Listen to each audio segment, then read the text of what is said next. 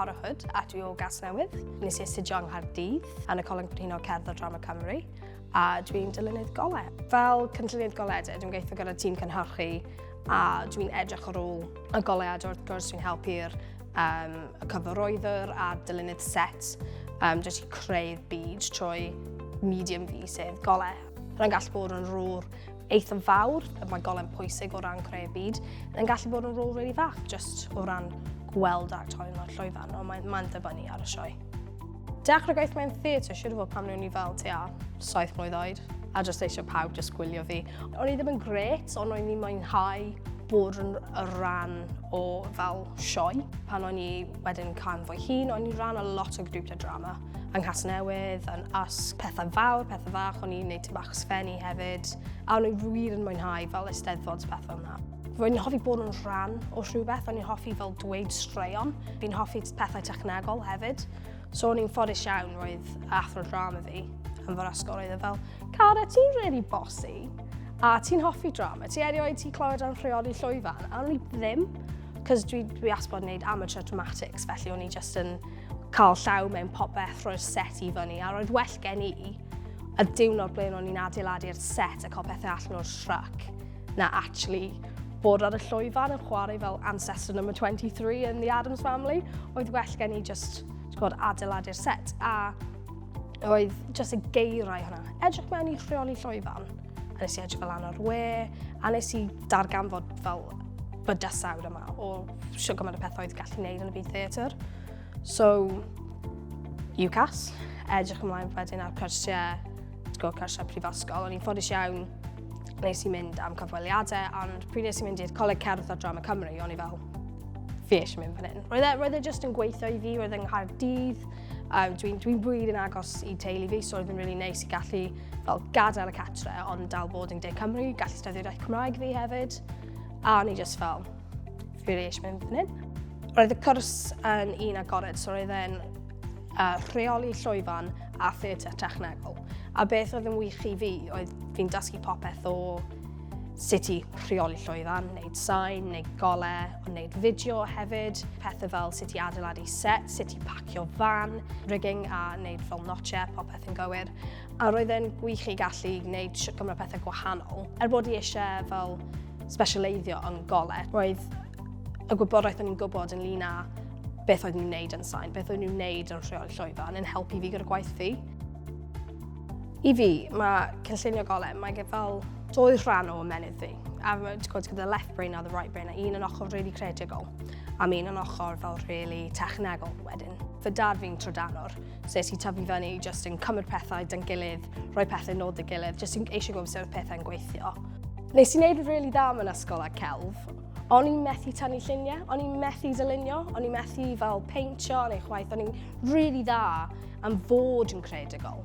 A o'n i'n really dda yn ysgrifennu'n creadigol, a ti'n gwybod, ond o'n i'n methu tynnu llun am unrhyw beth. Ond hynna beth sy'n really neis am wedyn nawr bod fi'n gweithio fel artist, ond gyda golau, hynna yw'r medium fi, y paint fi yw'r golau. Yn swnio'n cheesy, ond hwnna beth yw bywyd fi nawr, a mae'n really neis. So mae dau ochr ymenydd fi o meddwl am y golau, meddwl am pŵer, meddwl am fel onglydd o fel ble I roi golau I gallu dylunio rhywbeth, ond wedyn hefyd yn natur o dweud straeon, meddwl am fel mood and atmosphere a fel sut mae golau'n edrych a lliwiau. So mae'n fel dau ochr o ymenydd fi gweithio'n dy gilydd, so mae jyst yn really nice. Yeah.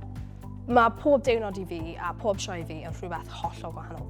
Wedi gwneud a lot o fel dramau iaith Cymraeg, dramau yn Saesneg, a dwi hefyd wneud lot o dawns hefyd yn Llundain, nes i'n gweithio lot o pethau dawns, so fi wedi gwneud cymysgedd o pethau, a fi'n ffodus iawn fi ond fel dechrau, fi'n gorfod fel. Fi newydd bod yn gweithio ar Dechrau'r Gwanwyn, a felly trwy gweithio gyda Cori Ship hefyd wnaeth dylunio, oedd fel y teimlad oedd yn byd oer, a oedd yn I fi, y le o'n golau, oedd yn byd wir fel clinical, a roedd yn i'r plant yma gyda yn byw mewn byd i'r rhieni gyda fel ynglyn â costiwm nhw gyda fel straight jacket. Wedyn, pan oedd y cymeriadau yn dechrau canu, a roedd yn gallu dechrau siarad am eu teimladau a y pethau oedd nhw eisiau wneud, I fi roedd yn fel switch. cymryd allan o'r byd oer yma i'r cast a'r cymeriadau jyst cymryd y mic, maen nhw wir yn cymryd y mic, a nhw'n dechrau canu. Felly roedd e'n y contrast i fi o'r byd oer clinical yma. Roedd gen i fel wal bric yn y cefn, o'n i eisiau rhoi digon o olau a dangos ar y texture hwnna, y chines hefyd, y lliwiau, so really oer, really industrial. A wedyn, syth ni'n mynd mewn i'r caneuon wedyn, roedd e jyst yn byd lliwgar.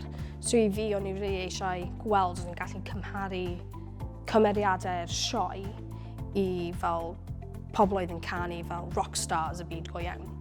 Edrych mewn i Cobain a'r gwaith oedd e'n creu a beth oedd gigs fyw yn edrych fel pa lliwiau oedd yn defnyddio, sut oedd y golau'n edrych gyda caneuon. Yn wedi fod sioe cyntaf nôl am y Erbyn roedd yn gallu rhoi gymaint o gallu fi mewn i'r sioe yma, cos yn wedi oedd yn sioe gyda lot o pŵer ynddo, o'n eisiau neud siŵr oedd y golau yn gallu elevate. So pan roedd y caneuon yn cychwyn, roedd yna elfen ynddi. I fi, roedd hi'n really ffodus iawn, roedd hi'n gweithio gyda ferch enw Effa Jane. Hi'n programmer, roedd hi'n assistant i fi, a'r swydd hi yn benodol pan hi'n gweithio yn gilydd yn Llangrannog. Roedd hi'n creu 3D render o'r llwyfan, a ble oedd y goleuadau mynd i fod, a roedd hi'n cymryd y set o SketchUp a roedd hi mewn i os mae'n i augment 3D, actually neud 3D render. O'r cychwyn, roedd gen i holl syniadau fi o gwylio ymarferion, yn nabod y cymeriadau, yn nabod y caneuon. O'n i just am 2 ddiwrnod yn ystym yn ystafell, gyda hwnna ar teledu, fel oedd yn llwyfan go iawn ac yn rhoi'r holl ciwiau i fewn. Ie, roedd hwnna'n sylfaenol iawn i actually gallu neud y sioe beth oedd hi. Cyngor, wel, fi'n credu y cyngor fod yn gallu rhoi unrhyw un yw just mwynhau beth bynnag ti'n neud. Chi ddim yn mynd i mwynhau pob dydd, mae hwnna just yn bywyd, ond fi'n credu, yn wedi pan ti'n gweithio mewn theatr, mae'n gwych i bod yn really dda, ond beth sy'n hyd yn oed yn well yw ti'n gweithio oriau really hir, a mae lot o presio arno ti trio gwneud y gwaith. Ond fi'n credu mae'n holl bwysig bod yn person neis, jyst i bod yn person diddorol. Ti'n gwybod, ti ddim angen bod yn person fwyaf uchel yn yr ystafell, ti ddim angen bod yn person fwyaf clyfar yn y ystafell. Ond os ti'n person neis, person sy'n hoffi gwaith, os ti'n hoffi dweud straeon, wel ti angen fel byw bywyd a byw straeon i gallu dweud nhw hefyd. So just mwynhewch beth bynnag ti'n neud, cos bydd ti'n sylweddoli faint mae'r byd tu allan yn help chi yn eich byd addysg hefyd.